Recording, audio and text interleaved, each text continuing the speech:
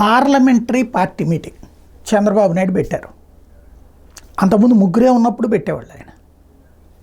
Parliament సమావేశాలకు ముందు వాళ్ళతో మీటింగ్ అయ్యి ఏం మాట్లాడాలి, ఎలా చెయ్యాలి, ఏంటి అన్నటువంటి ఒకటి.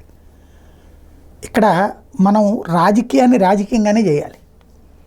ఇక్కడ జగన్మోహన్ రెడ్డి గారు ఇప్పుడు ప్రతిపక్షంలోకి వచ్చాక మాత్రం చేశారు. మన పార్లమెంటరీ పార్టీ మీటింగ్ పెట్టి వాళ్ళకి దిశానిర్దేశం చేయడం. ఎందుకంటే 15 మంది ఉన్నారు, 11 మంది రాజ్యసభ సభ్యులు, 4 వీళ్ళు ఉన్నారు కాబట్టి, లోక్సభ సభ్యులు కాబట్టి.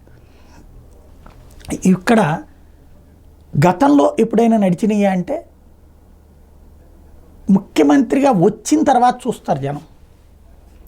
పవర్లో ఉన్నంతసేపు అసలు అదేదో దిశానిర్దేశం, ఆ మిథున్ నువ్వు చూసుకో, ఇది మనం ఆయనతో చెప్పేసాం, అయిపోయింది. ఆయన మిగతా ఎంపీలకు పూర్తిగా వివరంగా చెప్తారా?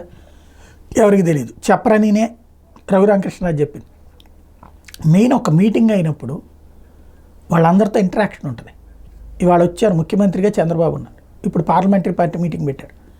ఆ ఎంపీలందరికీ చంద్రబాబు గారితో కలిసే అవకాశం వచ్చింది కదా. వాళ్ళ నియోజకవర్గాలు ఏదైనా సమస్యలు ఉంటే చెప్పుకోవచ్చు కదా, ప్రజలకు సంబంధించిన సమస్యల పరిష్కారం అడగచ్చు కదా, ఆయన కూడా చేయొచ్చు కదా. లేదా ఇట్లా మనం చేయలేము అని చెప్తే వాళ్ళు దానికి ఎలా ప్రజలను కన్విన్స్ చేయాలో చూడొచ్చు కదా. అది 5 ఏళ్లలో జగన్ గారు ఎప్పుడైనా చేశారా? అలా పార్లమెంటరీ పార్టీ మీటింగ్లు ఎప్పుడు జరిగినాయి? ఢిల్లీలో కూర్చుని విజయసాయి రెడ్డి నిర్వహించడమో, మిథున్ రెడ్డి నిర్వహించడమో జరుగుతూ వచ్చింది. ప్రాక్టికల్ సమస్య అక్కడే వస్తుంది. పార్టీని పార్టీలాగా నడపాలి. పార్టీ అన్నటువంటిది అదేదో కార్పొరేట్ కంపెనీ లాగా CEO డిసైడ్ చేస్తే ఆ కింద ఉన్నటువంటి డిపార్ట్మెంట్ హెడ్కి చెప్పినట్టు ఉండకూడదు. బాబు గారి దగ్గర చూసుకునేది నేర్చుకోవాల్సింది.